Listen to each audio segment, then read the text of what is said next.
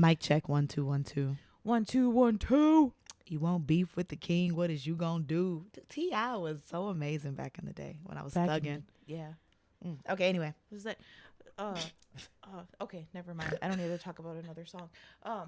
And action. Hey everybody, welcome to Blood Sisterz podcast. Bam, bam, bam, bam, bam, bam, bam. Yeah. that Blood Sisterz, the show where we sit in a wood-paneled basement in Wisconsin and talk about creepy stuff together. I am one half of Blood Sisterz, Christina Mata, and I'm here with my other half, The Dark Natasha Lord. Carr. Ooh, I like that. How's it going? Dark Lord. I'm Dark good. Lord. I'm good. How you been, girlfriend? How's your week?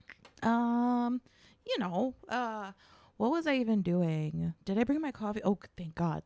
That defines my week. I'm like scatterbrained the whole week. I feel you. I've been just work, and then I get off of work, and then I'm like scatterbrained and working on making clips. Yes. YouTube channel. So we're doing some fun stuff over on YouTube. If you listen to the show via Apple Podcasts or Spotify, wherever you listen to podcasts, know that you can also see our faces over on YouTube. So you can look us up, Blood Sisterz with a Z. And you'll see why we have faces built for radio. That's right. We were just figuring out our camera placement so that you can't see the pores. Exactly. So if you don't want to see this, feel free to not tune in. However, you can go to YouTube, Blood Sisterz with a Z. We also have created a clip channel, Blood Sisterz Clips, and you can see shorter versions of our videos. Ain't nobody told me shit. I said I was going to work on a highlight channel, but as I was working on it, I tend to just like go all out. I'm like, I'm gonna make another one. Yeah. So what I did for the inauguration of the Clips channel is I took our first episode from season 3 on the haunted legends, urban legends in Wisconsin, and I know, right? Like I said, scatterbrained, and I made those into 7 clips. Like I divided it into 7 sections, like each of our urban legends, and then like our intro, and then each day of the week, I'm gonna release a clip. Christina, she be working so hard, y'all. I don't give her enough credit. Like, this woman literally carries everything. Because I am like the only millennial who's like a baby boomer when it comes to technology. Like, I am so anti it. Any of my friends know my texting lifespan has a limited lifespan, I should say. Like, you can't keep my attention in texting. You have to pick up the phone and call me. So anything with technology, I am anti. We're working on it. You know what's really crazy, because we're like opposites in that way, because I hate talking on the phone, but I will text all day, because for me it takes less stress to like have to have a real conversation. For you, it's the opposite. So I've actually called you a couple times, and I'm like, what's gotten into me? I love it here. Like, one day you sent me like an 18-page message, and I was like, okay, girl, I'm almost at my limit. You need to call. Yeah, you're like, I'm almost at my limit for the day, with like the little emoji that's like sweating, and I'm like, I know that she's saying it very nicely, but girl, call me. I know she's at her limit, so do not text we're gonna me. talk on the phone.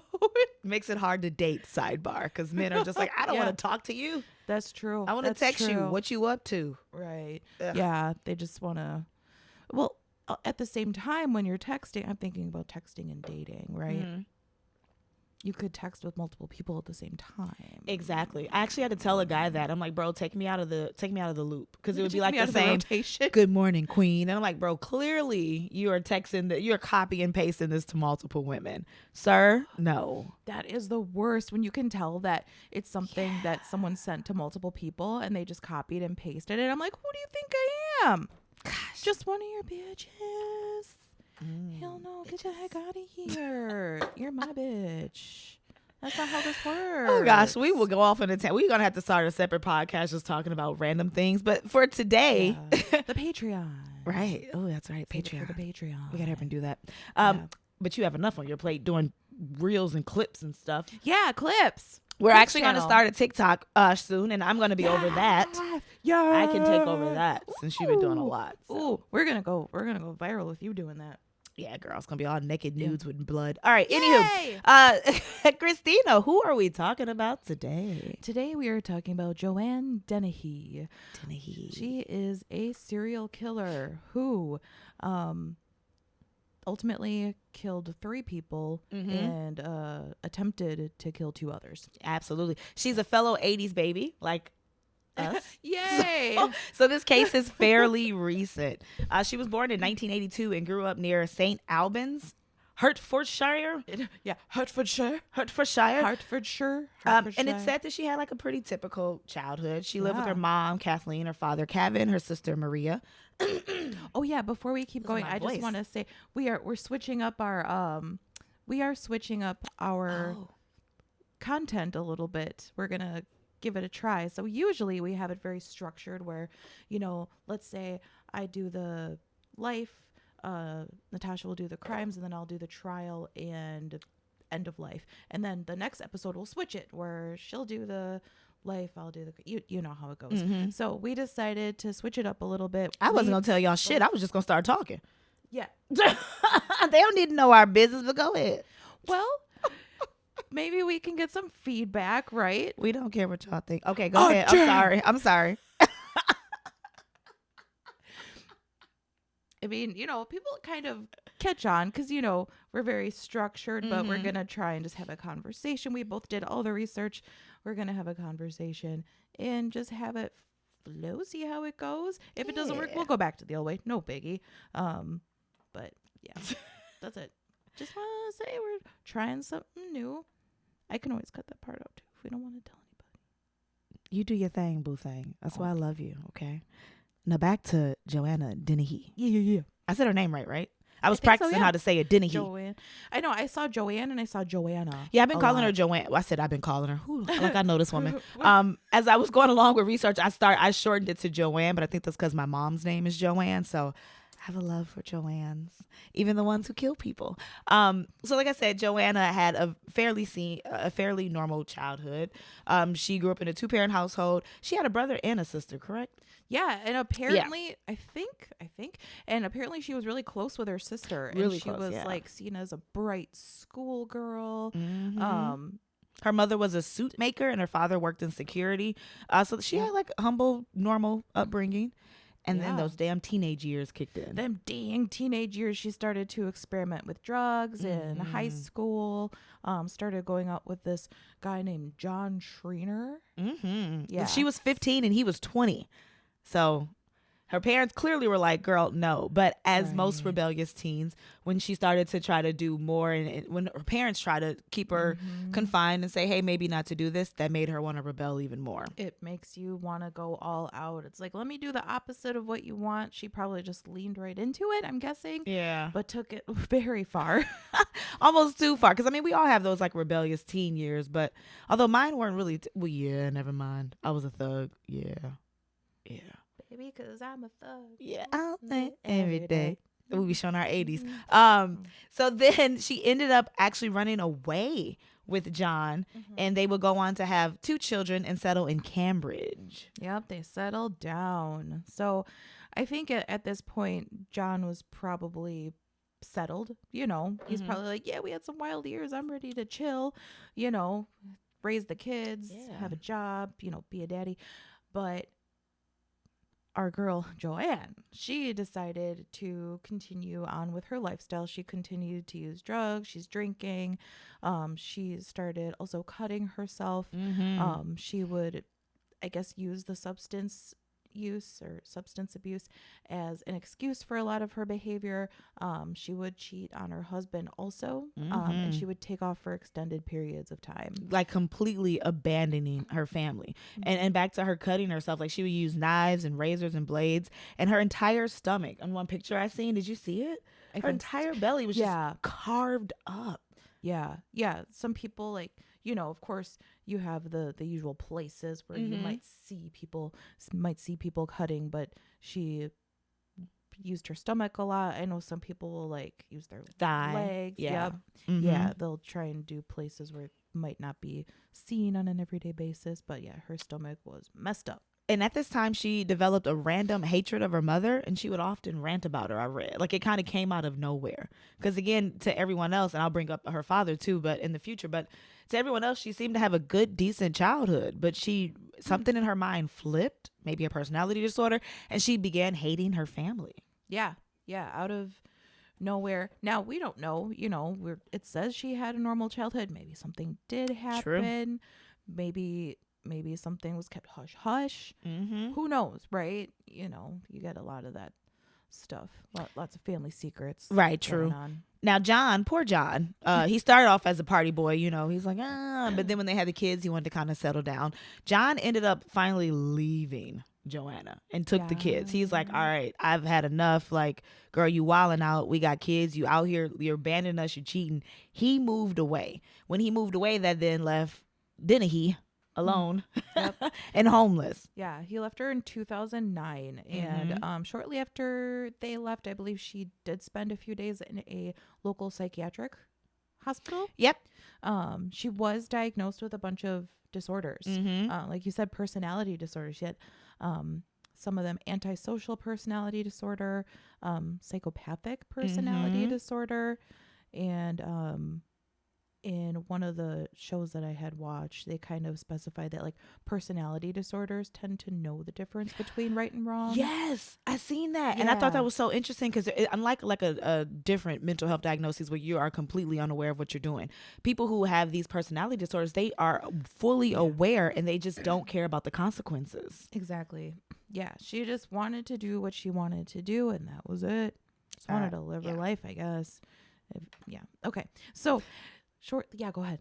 Oh no, that was it. I was smiling at you because I love you. But then she also they dissected that she had rage, impulsive issues, violence, and anger, and she was prescribed medications to kind of try to regulate these mood swings. Yeah, clearly it didn't work. Right. So eventually, she moves into her own place. It was described as a bedsit. I'd never heard of a bedsit before, but it looked like it was just an apartment building. So she moved into a bedsit, and one of her female neighbors, Michelle, she kind of did a little testimony on one of these shows that I had watched, and she said that she was actually quite pleasant to her. They got along pretty well. She said she was well spoken and she was great with children. Yep. She said she was very respectful. She had no issues with her. And so that was the first time when I seen that clip. That was the first thing that kind of made me think, Joanna has issues with men. It seems that way for sure. Women and children are safe. It is men who she has an issue with. Yeah. So actually, speaking of that, then they had another neighbor named John Chapman, who also lived in the same building. He was a war veteran. His entire mood, Michelle reported, would change whenever Joanna came around. Usually he was pleasant and upbeat, but whenever Joanna would come around, this war veteran would become extremely terrified. Like he even reported like, yo, I'm scared. She says she's going to get rid of me. I need some help. But the other neighbors kind of like, it's okay. She's nice. And I even seen one clip, Michelle was like, well, we gave him our numbers. Like, if anything happens, give us a call. Right. Yeah, about that. But it didn't work. Now, she also, at the same time, she befriended her landlord, Kevin. Yes. Kevin Lee was his name, right? Kevin Lee was the landlord. He was the manager of the home. And he eventually hired her to be a rent collector. She was a thug. She was a hired thug. He had some people he wanted to evict and was scared. Yep. And he called Big Joe. He didn't have the balls to deal with it. So he hired Joe D to come on and use her aggressiveness. Right, her aggressive nature towards other tenants to get what he needed. So hired her to be a rent collector, evict people, kind of handled all the dirty work that he kind of didn't want to do, or handle the tough stuff. Now it is worth mentioning that Kevin at this point is a married man with 3 children, and his wife's name is Christina. Oh, such a beautiful name. And this man, of course, he hires this thug, Big Joe, and falls for her. So then they begin having a sexual relationship, because that's a great idea, Kevin. So strange. So this Kevin dude's even telling his wife about Joanna. He's saying like, I hired her as a rent collector. She's kind of like, she's tough. She's like, you know, she's able to get stuff done. And he somehow just became infatuated with that. I'm not sure how that happened, but she started living rent free in 2 properties. She had 2 places rent free. Men. Now, during their affair, she ends up telling him that her father abused her and that he spent some years, 8 years in prison for like sexually abusing her. Yeah. And now, of course, he did no time in prison for that. But back to what you said earlier, even the guy who was doing in the video clip, he's like, well, that was proven not to be true. How did you prove that her father didn't sexually molest this girl? Yeah. I think she had even told Kevin though that she had killed him. Yeah. Like we it's know like that part's not true. Right, absolutely. But yeah, how do we know what type of abuse she may or may not have endured? Yep. We don't know that. And she also told Kevin at the time that she killed other people, but she had never got caught. Now that I found interesting. I'm like, I don't believe it, but she was so crazy. I don't know. Yeah, I don't know if she was just a pathological liar at that point, and she just got off on thinking about it. Maybe she was planting those seeds in her head, like, I love thinking about killing people, and she was do that with the mic again. And then we're gonna get canceled. YouTube's gonna be like, this is too much, for ladies. anyone that's listening. I used the microphone as a device. Goddamn Digit scared me mouth. again. Digit came in. Digit, my cat. So now, fast forwarding, if I can pay attention, because Digit's here. I love Digit, but she doesn't love me. It's like my father. We're working on it. Yeah. So then she ends up meeting 31-year-old Lucas Labozinski from Poland. Yeah. Right? Yep. He had moved to England from Poland. He had lived there for a few years at this point. He met Dennehy and they started texting. Yeah. Not calling, but texting.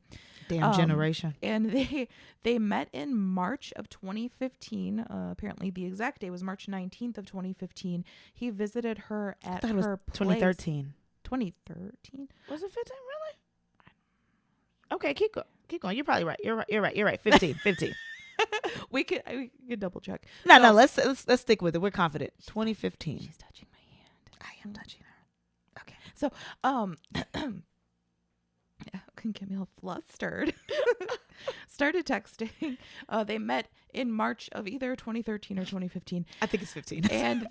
and he was never seen again after that visit. So what they're thinking happened is she lured him in with some type of promise of a vavoom type of time. Our girl know how to work the goods. Right. That's true. She knows. I mean, it doesn't take a whole lot. Very true. Men are the ease. Oh my God. I hope this doesn't cost us fans, but no.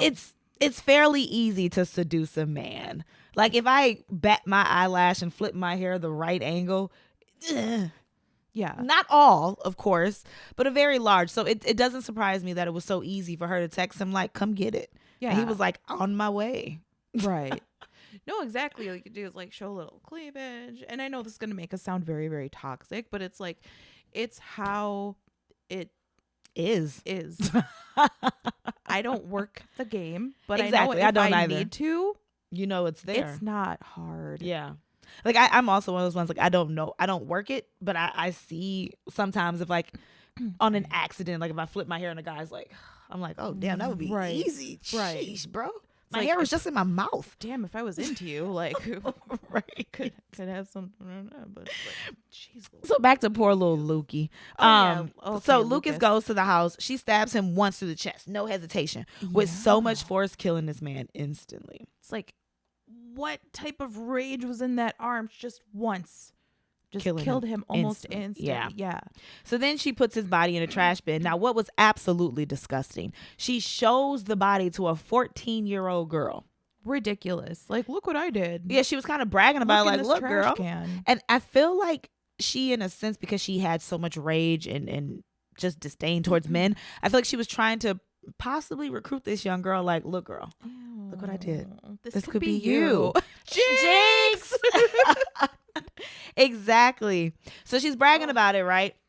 Now, how can she dispose of this heavy body? She does have a lot of rage and anger in her, but at the end of the day, she still is a smaller woman with physical restraints. She calls up Big Gary Stretch to help her. Gary Stretch. Big Gary. Now, Gary is Gare. 7'2". Probably like 300 pounds, I want to say. Like, they didn't say his size, but I was looking at him. He was a big He was a man. huge dude. Didn't play any games. He was recruited by Dennehy to help in disposing of this body of Lucas. So they were both on parole at the time, but she used him. She just used him as he needed. And Gary, I think he also became infatuated. Like, he would have done anything for her. Yeah, he absolutely would have ran to the ends of the earth. Yeah, for this chick. Now, she's very manipulative. She controls most relationships in all relationships in her life, especially those with men.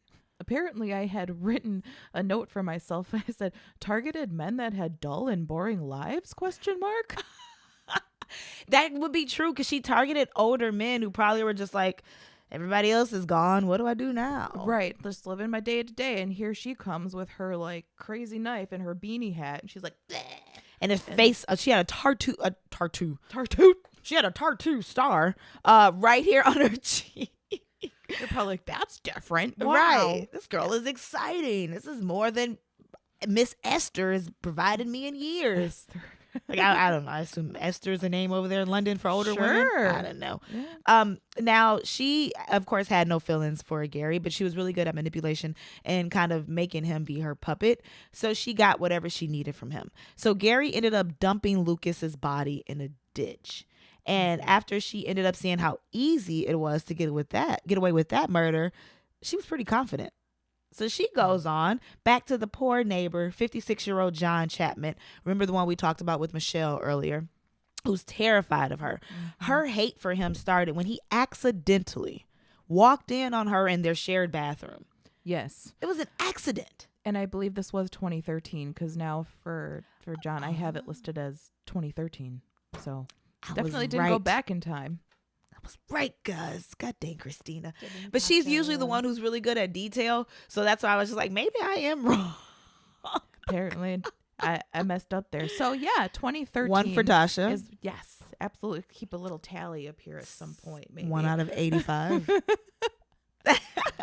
No, we don't keep score. We're just We're just friends. We're just friends who love each forever. other. Yeah. So now on March 29th, 2019. March 29th, 2013. Oh, my Lord. Now I got 2019. Girl, whatever. Y'all it was listen. A great year. Y'all research 13, 19. We're going to use them interchangeably. Y'all know, y'all come here for chaos. Same diff with us. Right. You come here for utter chaos, so don't expect us to be structured now. Now, Joanna ends up attacking this man. Now, it's not clear if whether he was asleep or he was in a drunken stupor. It seems like poor John probably was an alcoholic. Yeah. She goes on to stab him once in the neck, severing his carotid artery, and then 5 times in the chest, puncturing his heart. So now we're keeping track. The first victim she only stabbed once. Now our girl has gone up to 6 times for the second victim. Yeah, her rage is just increasing. She is out for blood. She, like as you said, she punctured his heart. She also broke his chest bone. So she was breaking bones. She was just going at it with everything she had, and it's described as a stabbing type of killing is up close and personal. You know, it's someone that's out for bloodlust. Whereas typically, as we've investigated a lot of women serial killers, little hats on us. Women tend to use like poison. Yeah. She used a more quote unquote masculine method of killing. So she's different. She is. And it was said that she had to be the boss. And so in her mind, being the boss was her being male. So she wanted to show men that she was the one that was in control and they were weak. She would actually charm the men in her life and then quickly switch her character. She was extremely masculine, but she was feminine when she needed to be. She knew how to use it. Yeah. She could whip it out when she needed and then just turn. Right. Turn on you quick. Yeah. And it's so quick. So sidebar, I related to this story more than I thought I would. It depends on who you ask. I would be described as being masculine, right? Now that comes from some trauma in my childhood because of men. So I learned quickly how to be very manipulative. I told you guys I was into some sick experiments, I called them, with animals. So when I read stories like this, if I had not had that hand in my life, mainly my mother and also educators who were just like, you too smart to be so goddamn wild, like let's hone this in and get this baby into some other things. And thankfully I found theater, which is where Christine and I fell in love as well, theater in college. It's true. So it's just like I related so much to this woman because she sees men as a threat. She didn't like them. Her fear turned into hate and disgust for these men.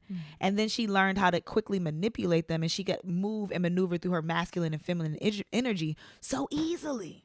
Yeah. And I find that being myself. I don't want to give away too many of my secrets to my hoes out there, but it's like I find myself relating to this freaking serial or spree killing woman.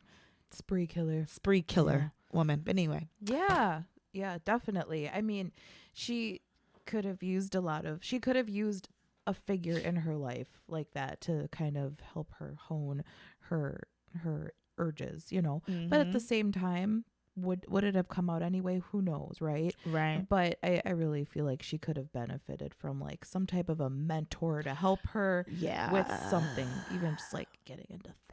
Exactly. Something. Like the mentors in my life literally saved my life because I was going down a dark path. And once you realize how much you have hate for a group, and again, innocent people, because of some trauma in your past that you have not addressed, it's so easy to kind of see them then as not human.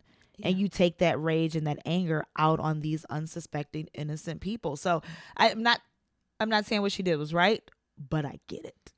Yes, considering her life, and possibly her father maybe really did molest her. We don't know. Right, we don't know that for sure at this point. What is it, a he said she said type of thing? Like, and that rage came from somewhere. Right. Everyone always is just like, even me, like my family would always laugh like, Tasha's always angry, but no one stopped to ask, why was Tasha angry? Right. We all knew it, but we pretended it didn't happen. What are Tasha's triggers? Exactly. What makes her angry?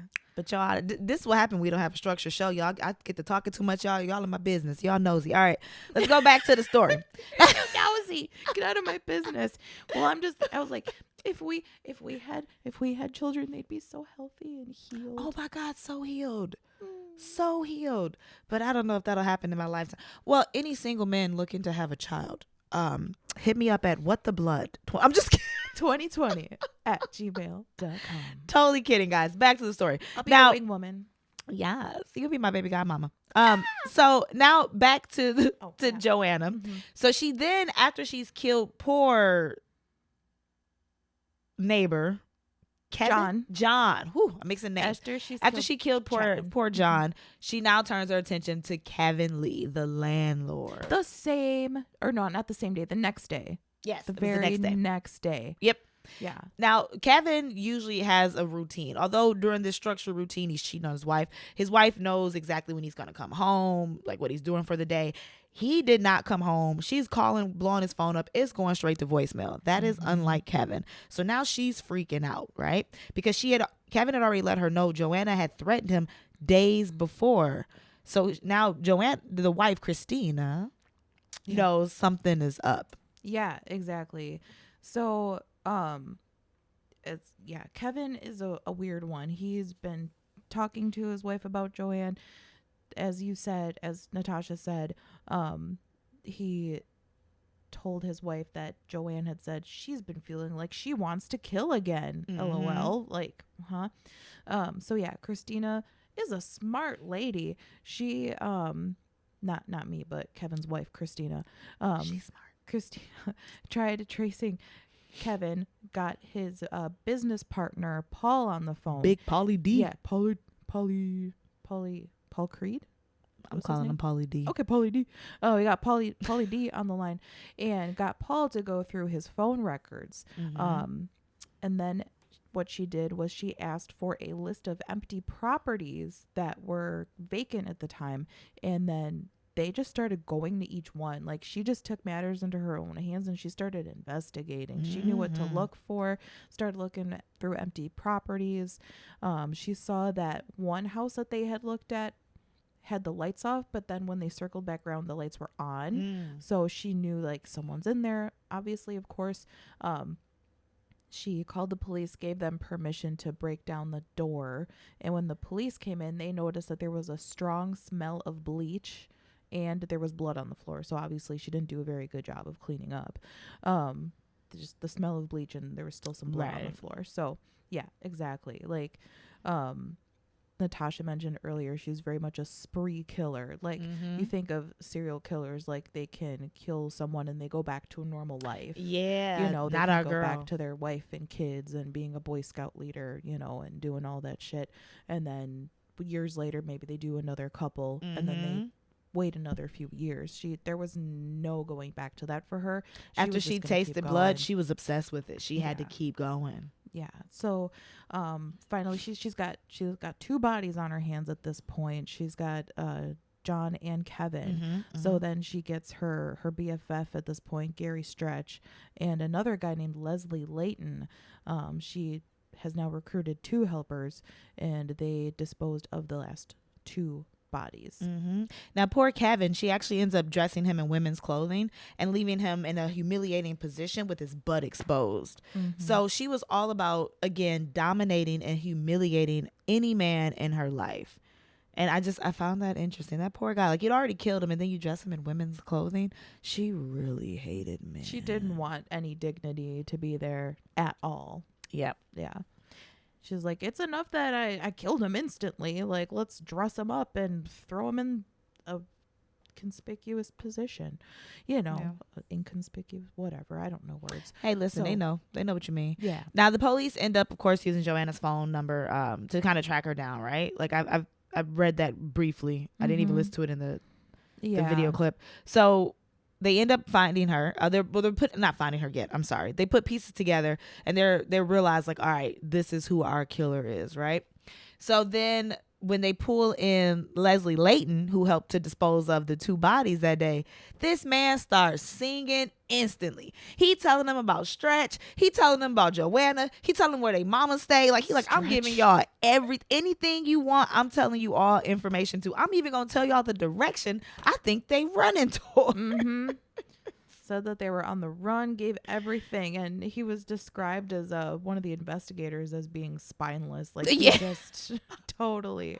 They sat him down and he was like, "Listen, I'm gonna tell you everything you want to know." And they were like, "Damn, it's that easy?" Like, okay, Leslie, let's you gotta be careful who you bring in to do crime with, because if they're spineless, like, they gonna rat you out immediately. They care about no one but themselves. Exactly. So you gotta be careful with that. Spineless is a good word. I like that word too. Me for too. him. I've got and that, so saved in my phone for a few people. Oh, damn. As the name. A story for another day. So Big Gary and Big Joe, they end up heading to Norfolk and they robbed a house, and then they headed to Hereford. They say it weird in London. Hereford. I'm not sure. To sell the items that they stole from Norfolk to fund their getaway, right? Now, they pick up along the way a homie called Big Lloyd to join them, Mark Lloyd, in helping to sell the stolen property. Now, at this time, 4 days have gone by, and Joanna wants to kill again. Yeah. So on April 2nd, 2013, we're going back to 2013 again here. Yes. Joanna enters a small shop in Hereford, and she's caught on camera pointing aggressively at the cashier and going off, right? She thankfully doesn't kill this man, but now she's drinking, smoking, riding around. They see another man walking his dog in daylight. It's bright outside. It's broad daylight outside. She tells Stretch, "Hey, yo, pull over. I want to kill him." She runs up behind Robert, a 63-year-old retired fireman, and stabs him in the back, telling him, as she's stabbing him, "I'm going to kill you. I want to hurt you." She's stabbing a 5-inch knife into this man repeatedly. Yeah, it was a ridiculous number of stabbings. Yeah. With a 5-inch knife. Could you imagine that? You're just walking your dog in daylight and someone runs up behind you and just starts stabbing you, right?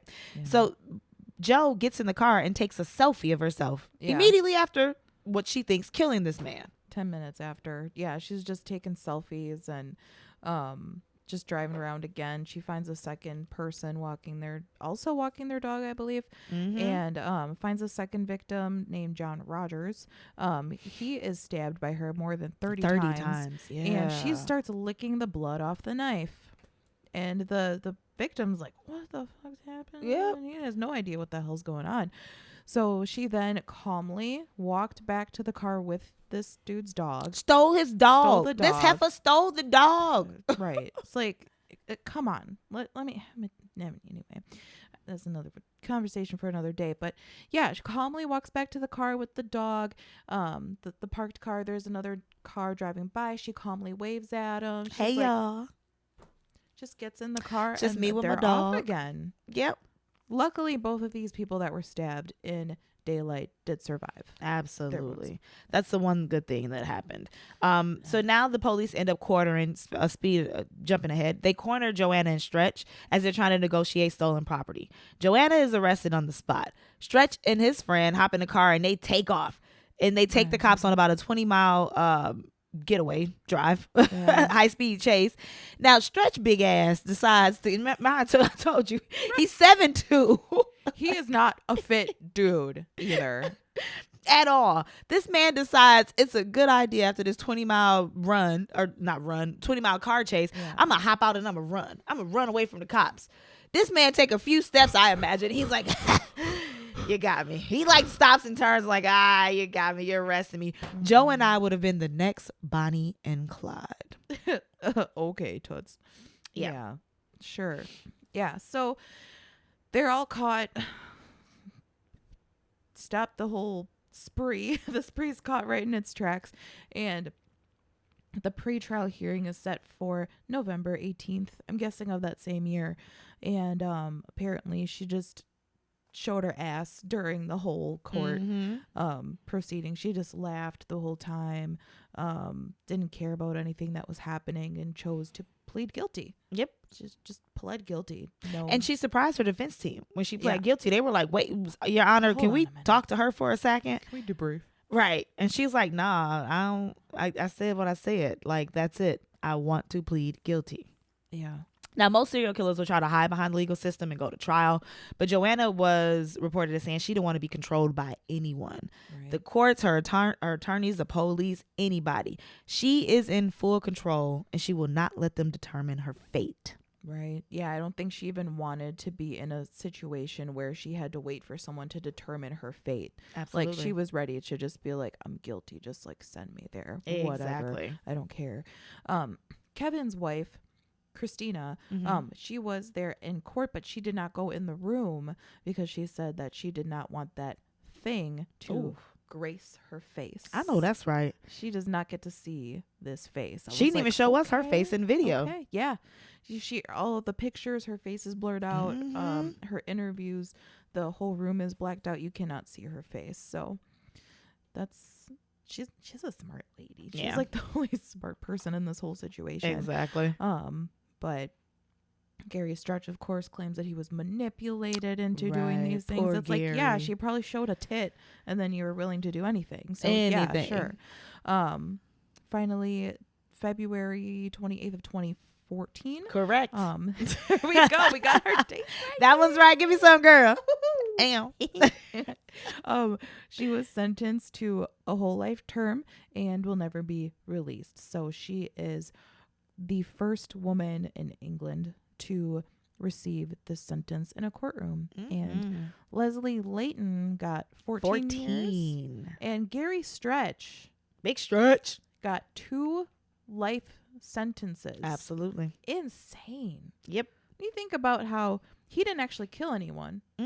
He just helped, and he got 2 life sentences, and then Joanna got 1 life sentence. Right. Very interesting. The court system is still harsher towards men, even though Joanna was clearly the mastermind. Like Gary, true, he drove around, helped her dispose of the bodies. But even if she didn't have Gary, she would have gone on to kill people. She just would have left the bodies wherever she left them. Yeah. She wouldn't have tried to dispose of them. Yeah. So in jail, they said she tried to escape twice. Now, one time, right? Was it twice or was it more than twice? Ooh, I didn't hear this. Oh, one time she planned to chop off the fingers of a prison guard and use them on the keypad. I was like, Joanna. She was watching too many movies. Right. She's like, I'm going to chop off his hand. I'm going to steal it and I'm going to use it on the pad and I'm going to run out the door. Like, the woman, even in jail, is trying to find a way to kill a man for her own benefit. Oh my gosh, that's insane. Yeah. And then I had also There was a journalist that had visited her, like took an interest in her. His name was Christopher Barry D or something like that. And Barry D, he started corresponding with her via letters. And he said she wrote well, she had good grammar, etc. Eventually he went and saw her, and he said that she was like trying to get into his head and manipulate him. And when he visited her, she said to him, Christopher, killing you would be good for me. Yeah. He explained if given a chance, he believed that she would 100% kill him. Definitely. So she's still up to her shit. And that was in 2015, so that was just a few years ago. Yeah, that was 2015. Yeah, exactly. So the thing is with her, because I did see in one of the documentaries where they were like, one woman's like, I would describe her as a spree killer. And I completely agree as well. Like, she's, of course, we can classify her as a serial killer because she's killed more than one, or is it two? More than two, I think is three. Is it more? Is it three or more is when you're considered serial? I think so. Okay. So she's killed 3 or more. She successfully killed 3 that we know of and attempted 2. Yeah. So by definition, yes, she is a serial killer. But I would classify her as a spree killer because she didn't get enough time to kind of go on and try to live a normal life and then pick right back up, like Christina said earlier. She was just, let's keep going. It makes me wonder, like, how is she in prison? Oof. Is she in isolation? I would imagine she's good because she's in a women's prison. Oh, that's so she's true. Gonna be hostile and aggressive with the male guards, sure. But the women, she's like, "Hey, girl, how your kids?" Right, that's another true. Day in paradise. She's probably, let's share cupcake recipes, right? And then like, yeah, I forgot about the woman thing. Yeah, and how you're only with the same sex. Yep. And even when she was in booking, like right immediately after they had convicted her, I remember seeing a clip of her, and the woman, the clerk is just like, well, you're being charged on murder, attempted murder. She's like, murder, attempt? That's like Sunday pot roast. Right, girlfriend? Like, she's like kicking back, having a kiki with all women. But whenever she sees men, something flips in her mind. Wants them dead. Yeah. Wants them dead. So it's just like, where did this hate for men come from? Did she really lie about her father molesting her? Did something else happen in her family past traumatically that her family tried to cover up? And that's why she went on to hate her mother and her father and didn't speak to her sister anymore, who she had a very close relationship growing up to. Yeah. I wonder what her sister's up to. Yeah. Me too. We should look her up. Hiding, maybe she's married, has a different name and just doesn't associate with it. Who knows? Right. Yeah. So that was our story on Joanna Dennehy. It was. Now I do have a question for Natasha. I got an answer. Okay. It is not coffee in this cup, by the way. So let's say you are dating someone. Okay. Happens often. You've been together. This person ticks off all your boxes. Okay. And then some. Like everything. You've been together for a couple years now. Morgan Freeman. Okay, keep going. I'm pitching her. comes some. Hello, Natasha. Oh God, there it is. Oh, something's been awakened in me. And so, a couple years into the relationship, you're living together. He comes home from a hard day of making $1 million a year, and he says, "Oh, something's going on. Like inside of me, I have this strange urge to kill people." Wow. That was a big wow. How would you react to that? The way I just did. Wow. Wouldn't that, it comes out of nowhere, right? Yeah. And now I'm thinking about like John Trainor's situation where of course he knew that she was a little wonky. Right. They had wild days together. He was ready to sell that. It's a little different, but what if someone was like suppressing that for a long time and they feel comfortable enough with you to be like, I have these strange urges to kill people. And you know what? So what's terrifying is that I could see this actually happening because I am that safe space for a lot of people in my life, because I'm the one person who's seen the worst of the worst that mankind has to offer. So people can come to me and confide in me about anything and there will be no judgment. I am that safe space. So I could see that actually happening. Now, how would I react to that? if this is the man who checks off all of my boxes, right? Oh, this is going to sound, damn, Christine, I'm about to incriminate myself. If he had the urge to kill women or children, I'm going to be smart enough to smile in your face and be like, oh my God, I understand. Let's see if we can get you some help. I'm going to call the cops immediately because we got to get you some help. This is not okay.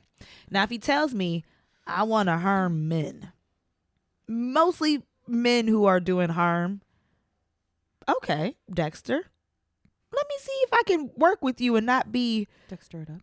Yeah, like as long as it's a safe. Oh God, this sounds like such a Why did you ask me this question? My I'm mind sorry. is so dark.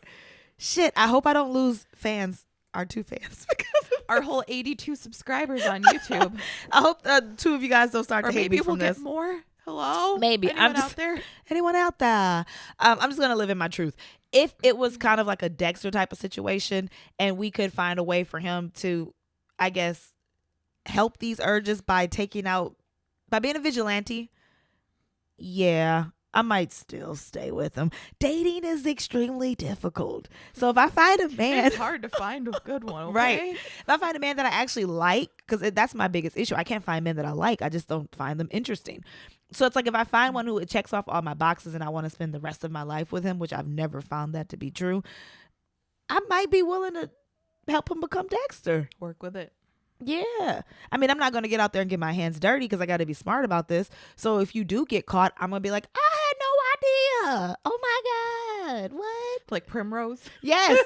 Like Harold Shipman's wife. I'm be like, and you'll get his retirement. Yeah. I'm going to show up in all black. Like, I don't know why he did it. Like, even though I helped you put the plastic down. So, damn, that's deep. What would you do? I do believe that I would probably try my best to like get them help, like get them into therapy. She's do such all the an things adult. that they should do, and try to understand. Maybe they were just having a bad week, because I've had bad times where I'm like, I swear to God, I could just stab someone right now. Like you. Oh, have absolutely. You have those days Absolutely. where it's like Yep. Wow, that probably shouldn't be Gotta as normal as it woosah is it to out, us, right? but yeah. Yeah, I mean, I think maybe we're bringing to light a lot of dark things in people that they suppress. Yep. Not saying like everyone get out there and go wild. Saying like I think it happens. It's more normal than a lot of people think. Exactly. The more people are willing to acknowledge and actually admit, yeah, it's okay to have, dark thoughts happen. It's just how you handle them. Absolutely. It's what it is. Yeah. In my opinion, but. Yeah, I think I would try to get them all the help that they needed. But if it came down to it, I really wouldn't want to get tangled up in that. Yeah. So maybe I would just healed. like, no, I'm not. Maybe I would just blackmail them into giving me some money and then I forget that they existed.